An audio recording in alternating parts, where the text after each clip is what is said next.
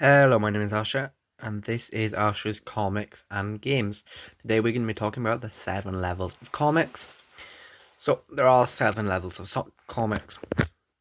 Before I get started, this is not my opinion. This is research I've gathered through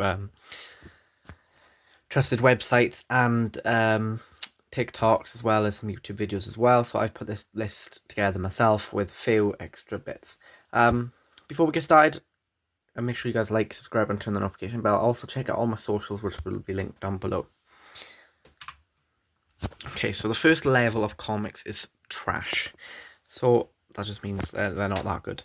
So first we've got Aquaman. People think Aquaman is a trash superhero because he feels like a sidekick in his own stories, in his own comics, and he was made into a joke.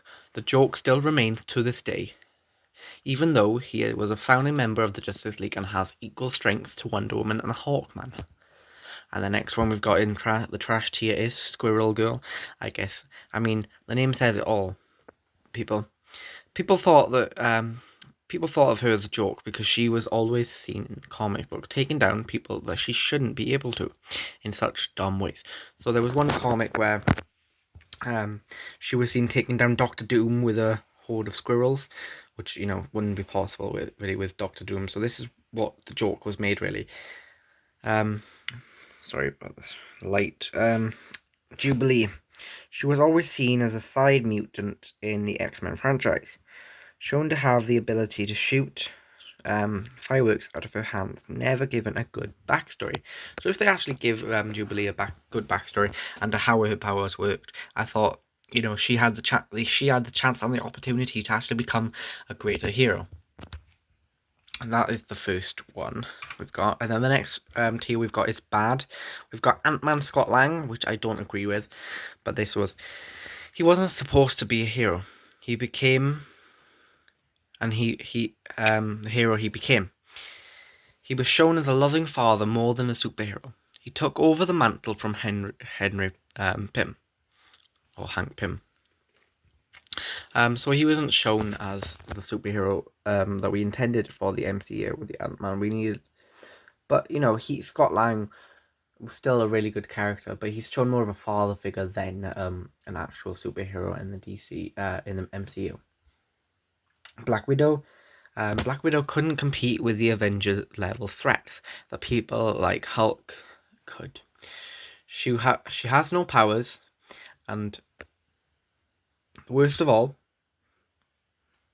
and worst, in some comics, she's shown as more of an anti-hero than an Avenger, as well as she betrays the Avengers.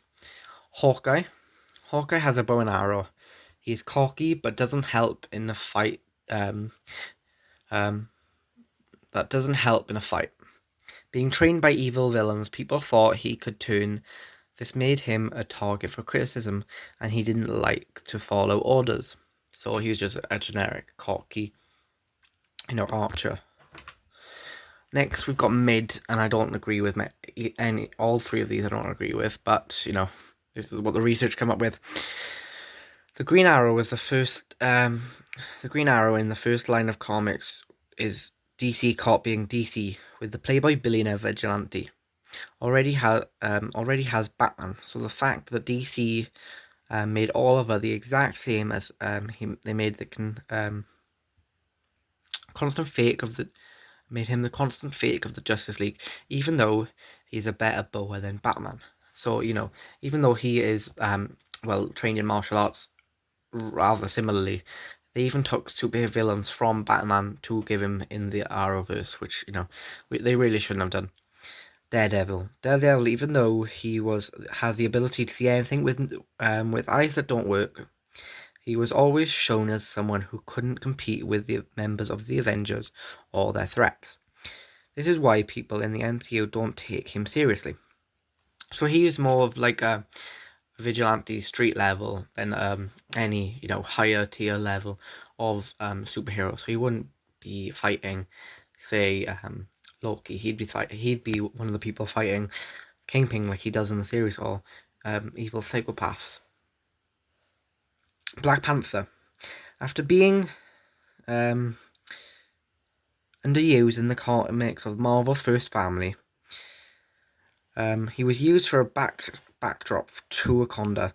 This is why he is a mid-hero, although the MCU brought his film and brought him back.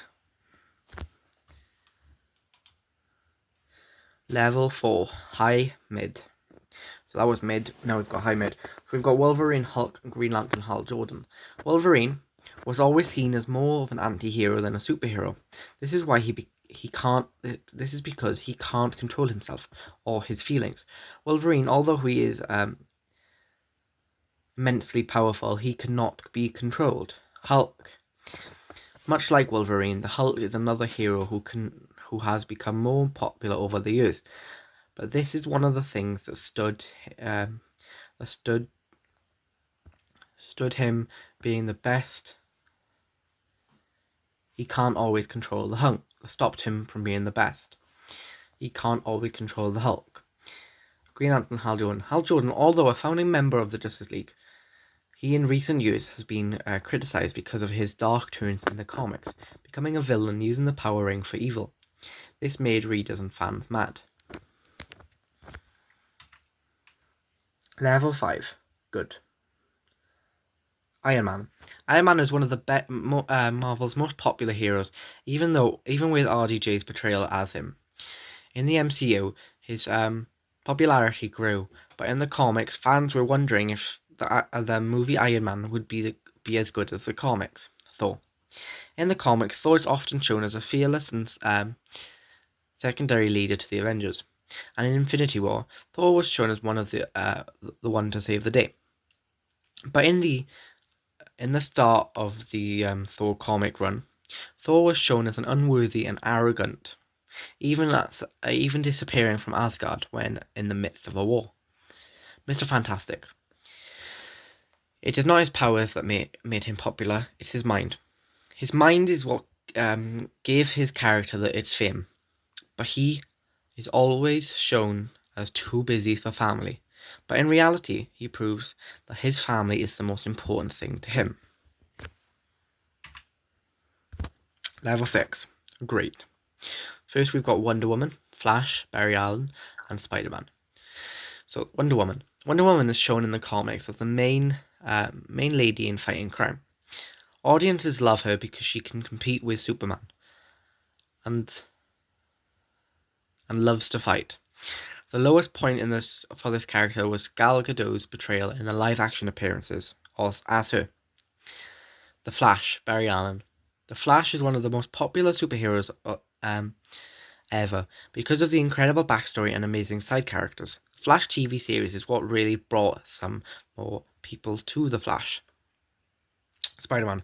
Spider-Man is a household name when it comes to superheroes. People love him. I love him. You love him. Because he embodies the spirit of a struggling teenager in New York City, Queens. The GOATs. So we have level 7, GOAT, greatest of all time.